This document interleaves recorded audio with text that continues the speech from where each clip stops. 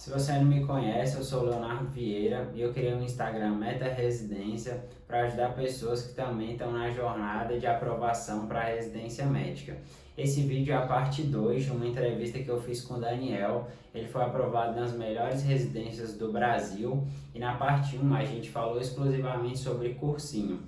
Essa parte 2 a gente vai falar sobre estudos, mais especificamente métodos de estudos, estudo por prevalência de matéria, como fazer revisões, métricas de estudos, priorização, mentoria e o que deu certo e o que deu errado nos estudos dele. Se você também quiser receber o vídeo 3, que a gente vai falar exclusivamente sobre prova na íntegra e simulados, se inscreve aqui no canal, aperta o botãozinho de gostei e bora pro vídeo. Então vamos lá. Daniel, conta um pouco pro pessoal quem é você. Fala, galera, então. Como o Leonardo já falou, né? Meu nome é Daniel. Eu formei ano passado, 2019, no meio do ano, na União Evangélica, né? Na faculdade de Anápolis, Goiás. E o intuito do Leonardo ter me chamado aqui é para discutir um pouco de como eu consegui as aprovações nas provas de residência, né? Hoje eu sou residente de radiologia do Instituto de Radiologia da Universidade de São Paulo, é uma das maiores instituições do país e da América Latina. E eu também consegui aprovações em outras instituições de grande nome aqui em São Paulo, que foi a Unifesp, Unesp, o Sírio-Libanês. Eu consegui aprovação também no Sul São Paulo, que entraria nos melhores serviços de lá, como a Beneficência Portuguesa, o AC Camargo, e também passei no IANSP. Foram as principais, né? Foram as 6 instituições.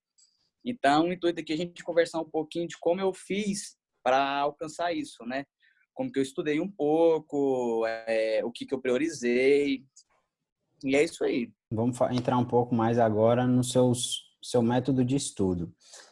O primeiro era essa pergunta mesmo. Qual era seu método de estudo? Então, basicamente, a gente conversou um pouco sobre isso aí acima, né? Eu, desde o começo da faculdade, eu já entrei com a cabeça de fazer residência na USP, né? Já pensava em fazer radiologia, porque eu tenho uma influência familiar, né, dentro da radiologia, né? Um médico radiologista na família próximo.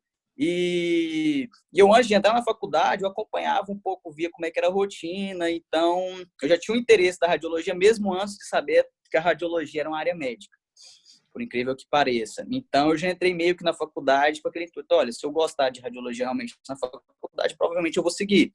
E sabia que a Universidade de São Paulo era o melhor serviço, né, desde sempre, todo mundo tem esse conhecimento, e falou assim: nossa, eu vou priorizar para ir. Então, assim, desde o começo da faculdade, cara, eu já tentava entender um pouco mais essa questão de prova de residência e tudo mais.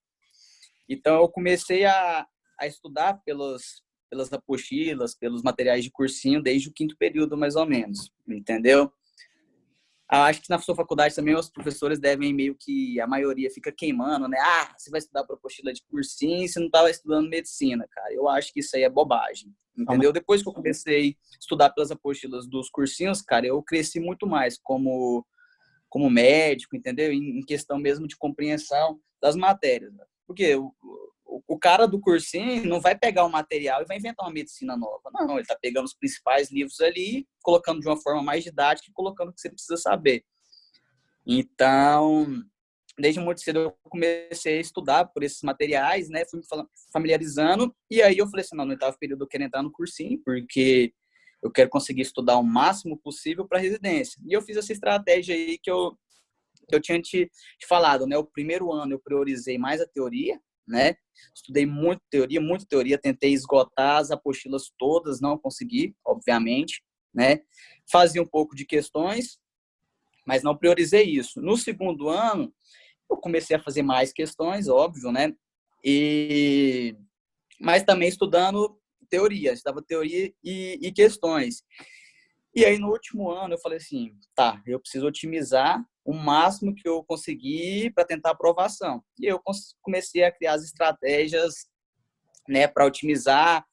Comecei a ver que realmente existiam temas que caem mais, Uhum. e dentro dos temas que caem mais, existiam coisas que caíam mais nas provas, né? e comecei a estudar as questões, tentando estudar, entender um pouco da alma de cada prova dos locais que eu queria, entendeu? Então foi meio que essa estratégia aí, no último ano, principalmente questões, e a partir das questões eu via ali o que eu precisava melhorar de parte teórica e estudava. Ainda você fala uma coisa muito legal, que é tipo a incidência, a prevalência de cada matéria, cada assunto. Você, de vez em quando, alguns cursinhos soltam, por exemplo, dentro de GO, o que mais cai é tal matéria. Você montou isso para você ou você ia atrás de algum cursinho e tentava pegar? Porque quando você começa a fazer muita prova, você vai percebendo, tem como você metrificar isso, né? Até caiu tantas questões desse assunto e cai todo ano. Você começou a fazer isso para você e priorizar assim? Sim, cara, eu fiz meio que uma mesclagem, entendeu? Porque assim, o cursinho solta aí 60 temas que podem cair, por exemplo, diabetes e hipertensão, óbvio, são as doenças mais prevalentes, então alguma questão de diabetes e hipertensão vai cair, entendeu? Mas vendo as questões, você conseguia ver o que mais caía dentro desses temas, né? Por exemplo, diabetes, eles adoram antidiabéticos orais, né? Efeito colateral, mecanismo de ação. Então, eu não vou deixar de estudar isso. Você conseguia ver, se fizer 50 questões, o tanto ia cobrar esse tipo, entendeu? Pelo menos 20 vai cobrar isso dentro da matéria. Né? Então, assim, putz, eu escrevia, estudando diabetes, eu preciso focar em antidiabéticos orais, né? E outro exemplo que eu também sempre dou, estou estudando reumato, né? Tenho lúpus e vasculites, por exemplo. O que vai cair mais? Lúpus, porque é a doença mais prevalente, e lúpus é uma doença que pode dar tudo, e é a bambambam da reumato é a lúpus, né? Então, eu vou focar em vasculites ou lúpus? Vou focar em lúpus. Ups, claro. Faz de conta que você não tem tempo. Uhum. Eu vou ler uma apostila de lúpus ou vasculite? Vou ler uma apostila de lúpus, óbvio, porque vai cair muito mais. E dentro de lúpus é um mundo, cara. É um mundo de matérias. Mas existem coisas que você fazer questão vai sempre cair, que são os critérios diagnósticos, né? A nefropatia lúpica, os autoanticorpos e SAF. Então, você fazendo questão, você vê isso, cara. Apesar também que os cursinhos dão algumas coisas que você vê que é isso que vai cair mais. Então, eu sempre focava isso, que são os tópicos chaves que você não pode chegar na residência sem saber. Show. E continuando assim, na questão da vasculite, por exemplo. Eu vou saber sem chegar nenhuma vasculite? Não, existem vasculites que são essenciais. Tipo, doença de Kawasaki, que eu acho que das provas que eu fiz, umas 4 provas caíram, e Renox-Scholine, entendeu? Então, assim, isso você vai conseguir como? Com experiência, não adianta você achar que vai chegar, o pessoal vai, no primeiro dia de cursinho eu já sei isso. Não, cara, é fazendo questão, né? Vendo que isso cai mais e sempre tendo um senso crítico, né? Não adianta você fazer a questão e falar assim, fazer as questões 60, pode cair isso. Não, cara, eu sempre fazia o seguinte, eu fazia um número X de questões, então eu anotava esse número X de questões e cada questão eu escrevia na frente o que caiu de determinada matéria, entendeu? Top. Então, eu fazia 60 questões, e aí dessas 60 questões caiu mais de tal tema, e dentro desses temas eu estudava mais tal coisa, entendeu? Recebi uma ligação aqui, mas já normalizou. Tá dando. Aí eu coloquei para não receber mais. Então, aí dentro dessas questões, eu via, né, cara, os temas que caíam mais, dentro desses temas que caíam mais, o que dentro deles eram mais importantes.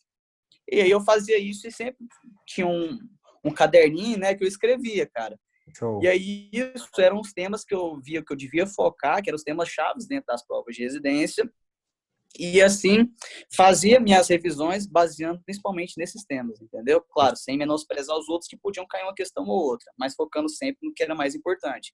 Eu acho que quem está começando hoje, e isso entrou muito agora nessas questões de priorizar e tudo mais, ano passado e esse ano, tem uma chance de crescer muito mais com uma prova de residência do que igual antes, que você tinha só, vamos fazer o cursinho, vamos estudar e pronto, entendeu? Começando com essas estratégias de foco, né, de priorização desde o começo, cara, a pessoa deslancha muito mais rápido do que deixando isso só pro final. E quando você teve essa consciência, porque não dá para estudar tudo, quando você começou a não se preocupar, fala assim, ó, eu sei que não dá para matar todas as apostilas, eu sei que não dá para dominar todas as matérias, mas essas mais importantes aqui, isso eu tenho que saber. Você pegou esse feeling só no último ano de cursinho ou mais ou menos ali no primeiro, segundo, você já começou a perceber isso? Cara, foi no fim do segundo ano para o começo do terceiro. Na transição ali do fim do segundo para o terceiro ano, eu durante as férias, cara, eu fiz um intensivão de tentar. Eu peguei os temas, né, os temas da residência, né? Aí eu comecei a ler, eu li praticamente todos os meus resumos no mês de férias. E a partir disso, cara, eu comecei o terceiro ano traçando esses principais temas, entendeu? Então, assim, demorou, cara. Foi quase 2 anos para tentar entender. Mas não tinha ninguém para me dizer como fazer isso antes, Legal. entendeu? Agora, as pessoas que começam já têm, né? Você consegue ver aí as mentorias fazendo esse tipo de coisa, né? A maioria dos cursinhos também já colocam isso de priorizar alguns temas. Então, hoje é algo que já está bem mais disseminado, as pessoas já têm conhecimento, né? A grande maioria delas, né? Falta o que aplicar. Verdade. Porque as pessoas também têm medo de não estudar tudo, né, cara? Isso aí, muita gente vem perguntar para mim aí, e como que foca? Eu sempre falo isso, cara, você tem que focar no que cai. Uhum. Mas eu vou deixar de estudar tal coisa? Vai. Tem que deixar, entendeu? Você tem que dar o tiro certeiro. É, Você não vai ter tempo de estudar tudo. Então, estudo que realmente tem uma chance maior de cair. Né? show. Outra pergunta, entrando um pouco no que a gente já estava falando, mas como você fazia as revisões? Você fazia revisão? Quando você começou? Então, cara, e eu comecei a entender mais a importância de revisão também nessa transição aí. Então, foi o último ano mesmo que deslanchou, cara. Inclusive, eu li um pouco, né, sobre essa questão de performance, de aprendizado, né? Como E estudar? eu não sei, isso, não sei se você já ouviu falar, né? Existe uma curva de esquecimento, né? Eu esqueci o nome do cara, acho que é Ebbinghaus, alguma coisa assim, né? Que se a gente estuda um tema uma vez só e para de estudar esse tema, a sua capacidade de fixação desse tema depois de 15, um mês, cara, você só Abaixo. ficou com 5% desse conhecimento, né? E tem vários estudos que mostram, né, como você pode fazer uma revisão, né, para a curva de esquecimento cada vez ser mínima até você chegar à fixação de pelo menos 90 a 100% do conhecimento, né?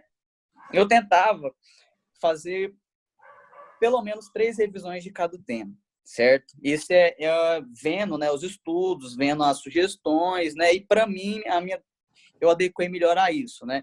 Então, eu sempre fazia o seguinte, eu estudava o primeiro dia hoje, que seria o D0, Uhum. certo? E aí, depois de uma semana, eu fazia a minha primeira revisão, que seria o D1, 15 dias a minha segunda revisão e com 30 dias a minha terceira revisão, a D3. Eu fazia 3 revisões de cada tema. Mas aí depois de 6 meses você ia esquecer? Aí entra as questões, né? Fazer simulados, porque fazendo simulados você conseguia ver realmente de novo esses temas que você já ficou para trás, mas com um mês, revisando 3 vezes, cara, a capacidade já de, ao menos para mim, foi de 80% de lembrança dos temas, né? E assim, como que eu fazia essas revisões? Por questões também, né? Eu fazia a primeira 20, 30 questões desse tema, pegava os temas que eu vi que eu tinha esquecido e ia ler na teoria, né? E aí eu fazia isso nessas 3 vezes pelo menos. Mas também eu acho que questão de revisão também é individualizado, né? Porque tem gente que tem mais facilidade de adquirir algum conhecimento, não esquecer, tem gente que tem mais dificuldade. Então, cada uma faz isso, mas eu tentei basear nos estudos para ficar uma coisa mais objetiva, apesar de que sempre existe uma subjetividade. Inclusive, eu olhei o que você está fazendo, né? Seu cronograma de revisão, achei muito bacana. Foi Isso aí ajuda bastante, cara. A forma que você escreve, como revisar as coisas, isso é importante. Isso é importante, isso faz você crescer bastante e ajuda muito a manter o conhecimento sempre em alta. E a pessoa também tem que ponderar, né? Não dá para seguir. Isso não é uma receita de bolo, igual você falou, porque às vezes também tem uma matéria que você participou ali da liga, já fez trabalho, viu no internato, viu 1 milhão de vezes, você não precisa revisar essa matéria 3 vezes no mês. Essa você revisava ali só com 30 dias, já tá bom demais.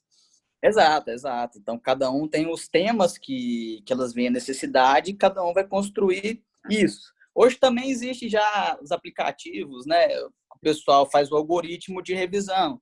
Então, quem não quer... Inclusive, eu não vou mentir, eu usei um, né? Eu assinei um que tinha esses algoritmos, mas, igual eu falo, cara, você vai seguir o algoritmo, às vezes, para você, ele não vai ser 100%, vai ajudar, claro. Mas você tem que individualizar, né? Quais temas ali você vai ver mais. Igual o algoritmo jogava um tema, mas um tema que eu já tinha uma afinidade com o tema. Então, eu não ia perder tempo estudando aquele tema. Eu ia focar num tema que eu tinha anotado ali atrás, que não veio no algoritmo, porque, claro, um algoritmo é muito bom, mas não é 100%. Aham. Então, aquele tema não caiu no algoritmo, mas aí eu preciso revisar ele. Que eu sempre anotava, né? Eu anotava os temas do dia e fazia, depois de 7 dias, eu ia anotando esses temas que eu tinha que revisar, né? 7, 15, 30. Fazia como se fosse uma tabelinha também, igual você faz aí, para isso. Então, eu tinha um certo controle do que eu precisava revisar, o que não estava tão bom, para conseguir otimizar ao máximo isso aí. Vamos aproveitar essa deixa aí da tabelinha. Como você metrificava seus estudos? Você anotava a hora líquida, anotava o número de questão ou anotava só as revisões? Cara, pois é, eu não chegava a anotar as horas líquidas e revisões, não. Principalmente no último ano, porque eu trabalhei muito pouco, então tive muito tempo livre, Aham. entendeu? Eu só anotava mesmo essas questões das revisões, para me lembrar os temas que eu tinha que estudar. Eu meio que começava a estudar, mas eu tinha meta, assim, do que estudar no dia. Eu não começava a estudar e falou assim, eu vou parar só quando eu estiver fadigado. Não, existiam metas. Eu pegava, por exemplo, os temas da semana que eu tinha que estudar, dividir entre os dias, sempre fazendo isso numa agenda. Hoje eu tenho que estudar tanto, tanto, tanto, tanto, fazer tantas questões desse tema. E quando eu acabava isso, beleza, acabei meu objetivo por hoje, vou ficar tranquilo. E quando não dava tempo, parecia alguma coisa, né? Sempre tem imprevisto na vida. Aí eu passava isso para o último dia que eu deixava esse dia como extra. O que eu fazia? Eu colocava de segunda a quinta, né, os objetivos do dia. Quantas questões, o que eu vou estudar de teoria, as revisões. O que eu não conseguia cumprir nesses 4 dias, eu colocava na sexta-feira, que era o dia livre. Legal. E sempre tirava, claro, um dia para o lazer, né? Sábado era o meu dia de plantão, eu geralmente ficava durante o dia descansando, dava o plantão à noite, sábado e domingo era o day off, porque também ninguém consegue estudar todos os dias e ter uma saúde mental normal, né, cara? Então você tem que ter um dia de folga, um momento de folga, de descanso. Legal. Uma pergunta que apareceu aqui é que todo mundo sabe que na prova de residência é 20% de cada área. E clínica e cirurgia são gigantes. A maioria das apostilas, agora preventiva, GO e PED, são a minoria das apostilas e a maioria das questões, 60%. Você priorizou essas matérias de alguma forma? Então, cara, eu já tenho uma visão diferente disso, né?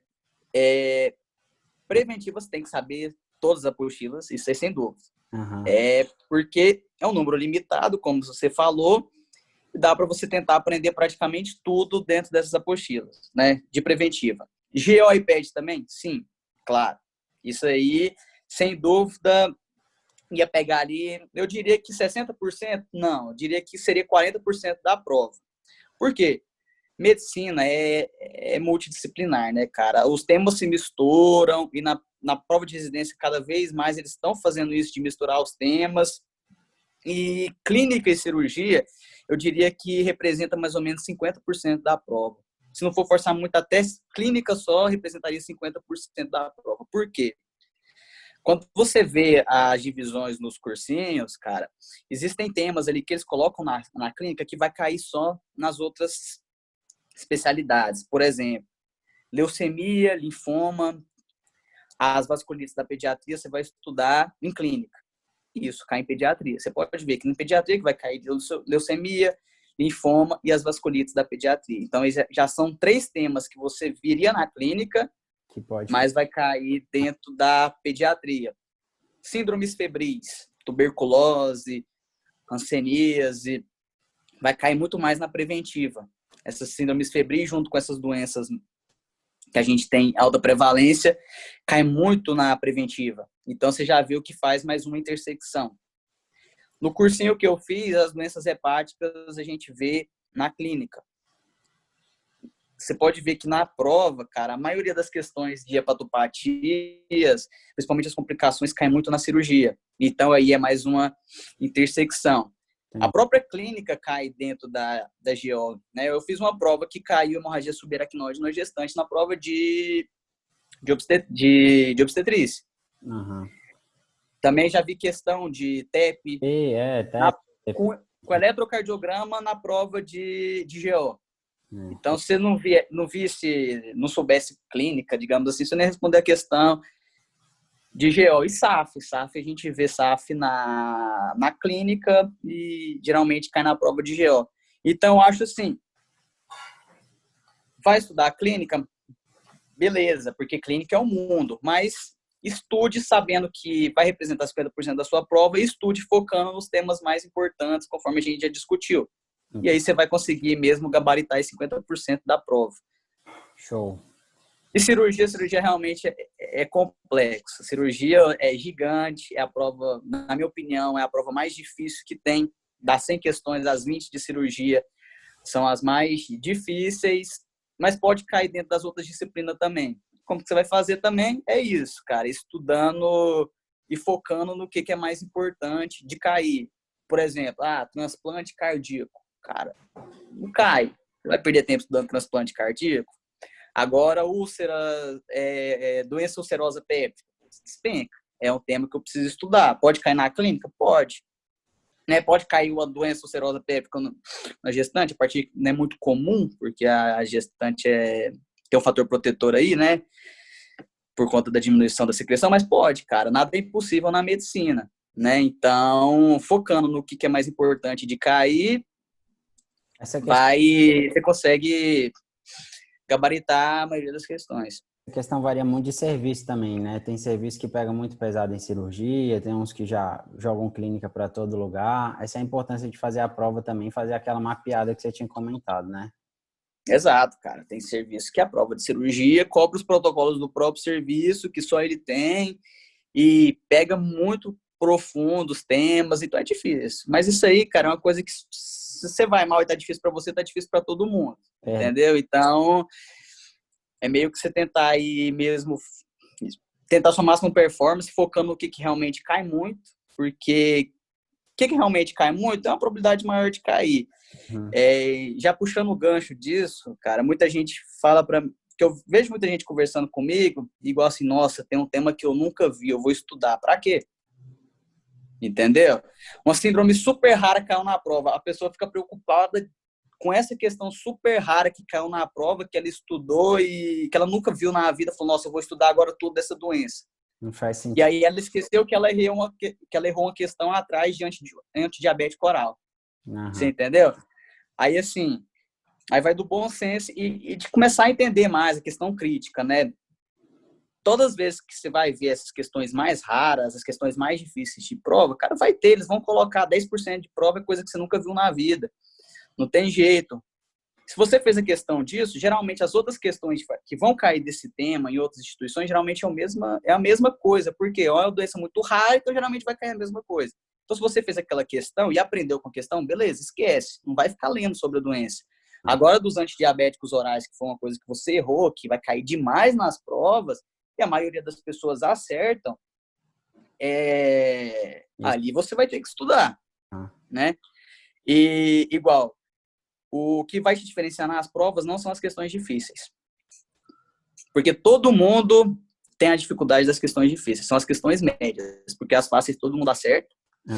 As difíceis a maioria erra e as médias tá ali naquele meio caminho. Muita gente vai errar e muita gente vai acertar. Então é ali que você tem que focar. E isso você vai aprendendo conforme você vai fazendo prova. O que é médio, o que é difícil, o que é fácil e como você vai fazendo questão. Isso é tudo senso crítico que você vai criando, e muitos dos cursinhos também já tem, alguns cursinhos já focam nisso aí também, eu tenho um bloco de questões fáceis, médias e difíceis. Então, você vai conseguindo criar uma afinidade, sabendo o que é isso, quanto mais você vai fazendo questões.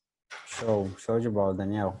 Agora, outra pergunta aqui relacionada ao estudo, acho que muita gente deve te perguntar, você já falou um pouco, mas mentoria. Eu sei que você já fez, conta pra gente qual mentoria você fez, você acha que valeu a pena? O que você acha das mentorias que apareceram desses últimos tempos para cá? Então, cara, eu acho que também é algo individualizado. Uhum, Essa questão de mentoria tem que ver se serve para a pessoa. Mas, assim, me ajudou bastante a mentoria, porque apesar de eu já ter começado a pegar alguns insights de otimização de estudo, teria da mentoria também ajudou a criar alguns insights nessa questão de como estudar, como focar em determinados temas, quais são os temas mais importantes. Então, foi um sinergismo interessante para me crescer mais. legal. Então, eu acho que é interessante, sim.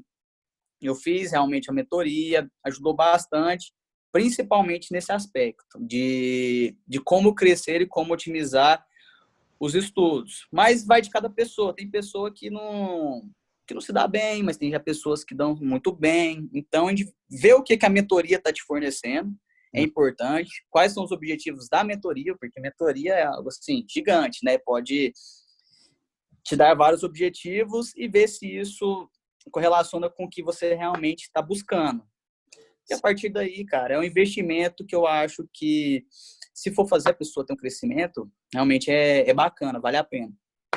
Show. E você acha que eu vejo essas maiorias dessas mentorias também, além de focar nessa parte de alta performance, otimização dos estudos, eles criam grupos também, né? Que você vê os outros colegas ali estudando, batendo meta, você se sente motivado. Você sentiu isso também na mentoria? Cara, então, a mentoria que eu fiz, eu não tinha muita relação com os outros mentorandos, porque era uma mentoria maior, né? Tinha mais de 600 mentorandos. Entendi. Então, mas assim, sempre havia reuniões, né, algumas lives, e o pessoal comentava como que estava indo a performance e tudo mais. E você ficava meio assim, claro, né? Putz, essa pessoa aí diz que a performance está 80%, eu tô achando que a minha tá 70%. Se for meu concorrente, eu tenho que correr atrás. Mas essas mentorias menores, cara, além dessa questão mesmo aí de ver as pessoas estudando, te estimular, é a própria inter-relação, cara, entre as pessoas, né? Porque as pessoas compartilhando como elas estão estudando ou o que são os déficits delas, você pode pegando isso aí e construindo o seu crescimento, entendeu? Putz, essa pessoa está com dificuldade em tal coisa, ela está fazendo tal estratégia. Essa é a minha dificuldade também. Será que eu usar essa estratégia dessa pessoa para isso eu vou crescer? Opa, vou tentar. Ah, mas essa pessoa está com essa dificuldade, mas eu gostei mais da estratégia dessa outra pessoa. Então, eu vou aplicar isso ao meu crescimento pessoal. Então, eu acho que vem mesmo toda essa questão aí da inter-relação entre os mentorandos e o mentor para seu crescimento pessoal. Legal. Para fechar esse bloco agora de estudos, qual dica, qual questão você acha que você errou, que te atrapalhou nos estudos e o que você acha que te ajudou? Cara, o que eu sempre coloco quando as pessoas perguntam o que sempre me fez manter a constância, porque eu acho que o mais importante é a constância dos estudos. É igual uma corrida, cara, uma Uhum. maratona. Acho que muitos cursinhos colocam como isso também é uma maratona.